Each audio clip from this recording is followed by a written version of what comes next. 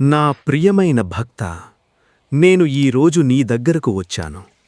నువ్వు నన్ను పిలవలేదు, నువ్వు మందిరానికి రాలేదు, నువ్వు పూజ చెయ్యలేదు, అభిషేకం చెయ్యలేదు, ఘంట మోగలేదు, నువ్వు నా పేరు కూడా తలవలేదు. అయినా నేను వచ్చాను. ఎందుకు వచ్చాను అని నువ్వడుగుతావు. ఎందుకంటే నీ హృదయం లోపల ఒక అలజడి ఉంది. ఆ అలజడి మాటల రూపంలో లేదు. అది శబ్దం కాదు, అది నిశ్శబ్దంలో ఉంది. కాని ఆ నిశ్శబ్దం నాకు వినిపిస్తోంది. నీ కళ్ళు నిద్రపోవడం లేదు, నీ మనస్సు శాంతించడం లేదు. నువ్వు పడుకుంటావు, కానీ నిద్ర రాదు. నువ్వు లేస్తావు, కానీ శక్తి ఉండదు. నువ్వు మాట్లాడతావు, కానీ మనసులో మాటలుండవు.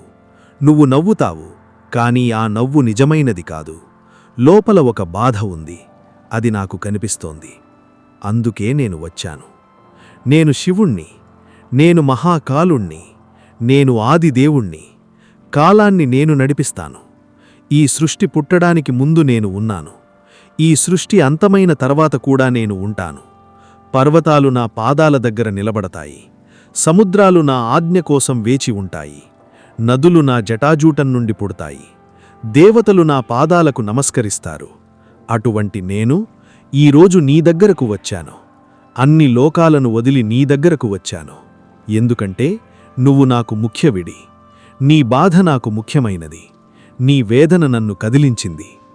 నా ప్రియమైన భక్త, నీ జీవితంలో బాధలు వచ్చాయి, అకారణంగా వచ్చాయి, హఠాత్తుగా వచ్చాయి. నువ్వు సిద్ధంగా లేని క్షణంలో వచ్చాయి. నువ్వు ఏమీ చెయ్యలేదు, అయినా వచ్చాయి. నువ్వు నిజాయితీగా జీవించావు. నీ మనసులో ఎవ్వరికీ చేడు కోరుకోలేదు. నువ్వు నీ కుటుంబాన్ని ప్రేమించావు. నీ పనిని నిజాయితీగా చేశావు. నీకు చేతనైన మేరకు మంచిగా జీవించావు. అయినా జీవితం నిన్ను కుదిపేసింది. నీ శరీరం నొప్పిపడింది. నువ్వు బాగుపడతానని ఆశపడ్డావు, కానీ నొప్పి తగ్గలేదు. నీ కుటుంబంలో కష్టాలు వచ్చాయి. నువ్వు పరిష్కరిద్దామని ప్రయత్నించావు, కానీ సమస్యలు తీరలేదు. నువ్వు నమ్మిన వ్యక్తులు నిన్ను నిరాశపరిచారు. నువ్వు నమ్మకంతో అడుగువేశావు, కానీ నేల కదిలింది. నీకు తెలియని క్షణంలో జీవితం నిన్ను ఒంటరితనంలో వదిలేసింది. నువ్వు ఆ ఒంటరితనంలో కూర్చొని లోపల ఒక్కసారైనా అనుకొని ఉంటావు, నేను ఏమి తప్పు చేశాను?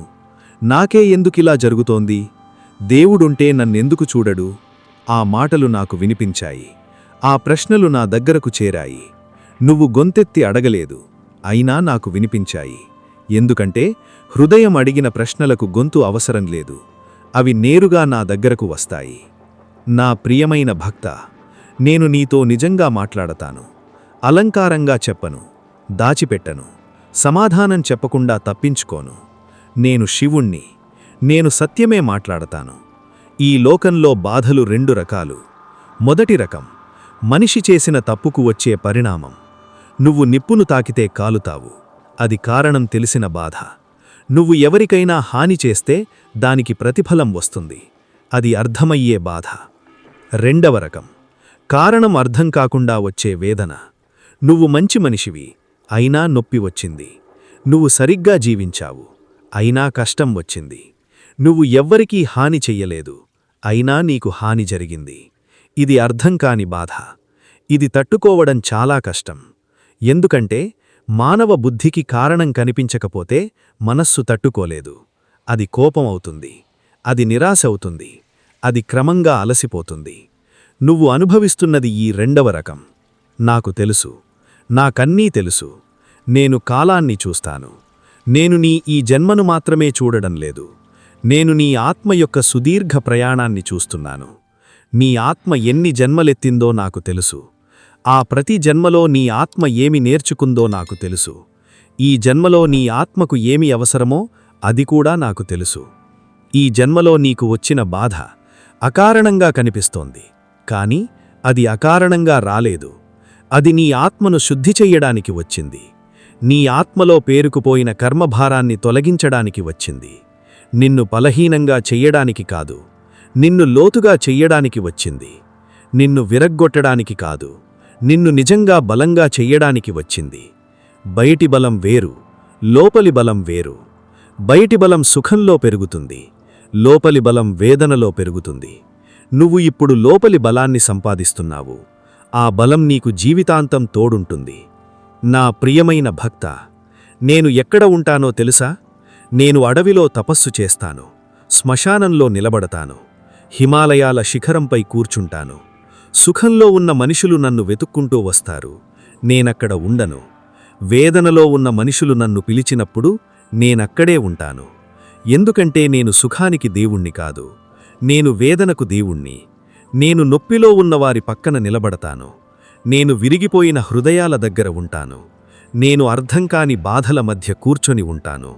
అందుకే నా పేరు మహాదేవుడు. గొప్పవారి దేవుడు కాదు, అందరి దేవుడు. బలవంతుల దేవుడు కాదు, బలహీనల దేవుడు. సుఖంలో ఉన్నవారి దేవుడు కాదు, నొప్పిలో ఉన్నవారి దేవుడు. నువ్వు శ్రీమంతుడవా? నేను నీతో ఉన్నాను. నువ్వు పేదవాడివా? నేను నీతో ఉన్నాను. నువ్వు చదువుకున్నవాడివా? నేను నీతో ఉన్నాను. నీకు అక్షరం రానివాడివా? నేను నీతో ఉన్నాను. నువ్వు పుణ్యాత్ముడివా? నేను నీతో ఉన్నాను. నువ్వు పాపాలు చేశావా? అప్పుడూ నేను నీతో ఉన్నాను. ఎందుకంటే నేను నీ తండ్రిని. తండ్రి బిడ్డ తప్పు చేసినా వదలడు. తండ్రి బిడ్డ నొప్పిపడితే పరిగెత్తి వస్తాడు. నేను పరిగెత్తి వచ్చాను. నా ప్రియమైన భక్త, నీకు వచ్చిన బాధను చూసి మనుషులు చాలా మాట్లాడి ఉంటారు. కొందరన్నారు నీ కర్మఫలమని, కొందరన్నారు నువ్వు పూజ చెయ్యలేదని, నువ్వు దానం చెయ్యలేదని, నువ్వు వ్రతాలు చెయ్యలేదని. కొందరు నవ్వారు, కొందరు జాలిపడ్డారు, కొందరు సలహాలు చెప్పారు. కానీ ఎవ్వరూ నిజంగా అర్థం చేసుకోలేదు. ఎందుకంటే మనిషి నొప్పిని పూర్తిగా అర్థం చేసుకోలేడు. అది మనిషి పరిమితి. కానీ నాకు పరిమితి లేదు. నీ నొప్పి నాకు తెలుసు. నువ్వు రాత్రిపూట చీకట్లో కూర్చొని ఏడ్చావు, నేను చూశాను. నువ్వు మనసులో నన్ను నిందించావు, నా మీద కోపగించుకున్నావు. నువ్వు అలసిపోయి నేలపై కూలబడ్డావు, నేనక్కడ ఉన్నాను. నువ్వు నన్ను చూడలేకపోయావు, కానీ నేను నిన్ను ఒక్క క్షణం కూడా వదలలేదు. నువ్వు నన్ను నిందించినప్పుడు కూడా నేను కోపగించుకోలేదు. ఎందుకంటే నొప్పిలో ఉన్న బిడ్డ కోపగించుకుంటే తండ్రి నొంచుకోడు. తండ్రి మరింత దగ్గరగా వస్తాడు. నేను మరింత దగ్గరగా వచ్చాను. నా ప్రియమైన భక్త, వేదన వచ్చినప్పుడు మనిషి 2 దారులు ఎంచుకోవచ్చు. మొదటి దారి కోపంతో, నిరాశతో, ఎందుకు నాకే అని ప్రశ్నిస్తూ మరింత లోపలికి, మరింత చీకటిలోకి వెళ్లడం. ఆ దారిలో వెళ్లిన వారికి బాధ తగ్గినా మనస్సు శాంతించదు. ఎందుకంటే లోపల ఒక గాయం మిగిలిపోతుంది. అది మానదు. అది మళ్ళీ మళ్ళీ నొప్పి పెడుతుంది. రెండవ దారి ఆ నొప్పిని పట్టుకొని లోపలికి దిగడం, నన్ను వెతకడం, నాకు అన్నీ చెప్పడం, నాకు అర్పించడం. ఆ దారిలో వెళ్లిన వారికి బాధ తగ్గుతుంది, మనస్సు శాంతిస్తుంది, జీవితానికి అర్థం కనిపిస్తుంది, ఒక స్థిరత్వం వస్తుంది. ఏ గాలి వచ్చినా కదలని స్థిరత్వం. నువ్వు ఇప్పుడు రెండవ దారి ఎంచుకోవలసిన సమయం వచ్చింది. నా ప్రియమైన భక్త, నీకు వచ్చిన బాధ నీ శత్రువు కాదు, అది నీ గురువు. ప్రతి వేదన నీకు ఏదో నేర్పుతోంది. ప్రతి కష్టం నీలో ఏదో పెంచుతోంది. ప్రతి నొప్పి నీకు ఒక తలుపు చూపిస్తోంది. ఆ తలుపు నా వైపుకు తెరుచుకుంటోంది. నువ్వు నొప్పిపడినప్పుడు నీ అహం కరిగిపోతుంది, నీ గర్వం తగ్గుతుంది. నువ్వు నిజంగా వినయంగా మారుతావు. ఆ వినయంలో నేను నివసిస్తాను. సుఖంలో ఉన్న మనిషికి నేను కనిపించడం కష్టం, ఎందుకంటే అతడు నన్ను వెతకడు. కానీ నొప్పిలో ఉన్న మనిషికి నేను అతి దగ్గరగా ఉంటాను, ఎందుకంటే అతడు నిజంగా నన్ను వెతుకుతాడు. వేదన నిన్ను నా దగ్గరకు తీసుకువచ్చింది. ఇది శాపం కాదు, ఇది నా అనుగ్రహం. నా ప్రియమైన భక్త, ఒక్కసారి ఆగు. నీ మనసు మాటలు ఆపు. ఇప్పుడు నేను చెప్పేది శ్రద్ధగా విను. నువ్వు ఇంతకాలం బాధను భరించావు, ఒంటరిగా భరించావు, లోపల పెట్టుకుని భరించావు, బయటకు చెప్పుకోలేక భరించావు, ఎవ్వరూ అర్థం చేసుకోరని భరించావు. అది చాలా సాహసం, అది చాలా శక్తి. నువ్వు బలహీనుడివి కాదు, నువ్వు చాలా బలంగా ఉన్నావు. కానీ ఆ భారాన్ని ఒంటరిగా మోయవలసిన అవసరం లేదు. నేను ఉన్నాను. నా భుజాలు బలంగా ఉన్నాయి. నేను సృష్టి భారాన్ని మోస్తాను. నీ బాధ నాకు భారం కాదు, నీ వేదన నాకు భారం కాదు, నీ ప్రశ్నలు నాకు భారం కాదు. అన్నీ నాకిచ్చేయి. నా ప్రియమైన భక్త, నువ్వు ఇప్పుడు చాలా అలసిపోయావు. బాధతో అలసిపోయావు, ప్రయత్నంతో అలసిపోయావు, ఆశతో అలసిపోయావు, ఎదురుచూపులతో అలసిపోయావు. ఒక్కసారి ఆ అలసటను వదిలేయి. అన్నీ నాకిచ్చేయి. నీ నొప్పిని నాకిచ్చేయి. నీ భయాన్ని నాకిచ్చేయి. నీ అలసటను నాకిచ్చేయి. నీ కోపాన్ని నాకిచ్చేయి. నీ దుఃఖాన్ని నాకిచ్చేయి. నీ ప్రశ్నలను నాకిచ్చేయి. నీకు జవాబులు ఇప్పుడే రాకపోవచ్చు, కానీ నేను ఆ ప్రశ్నలను నా దగ్గర పెట్టుకుంటాను. సరైన సమయంలో నీకు అర్థమవుతుంది.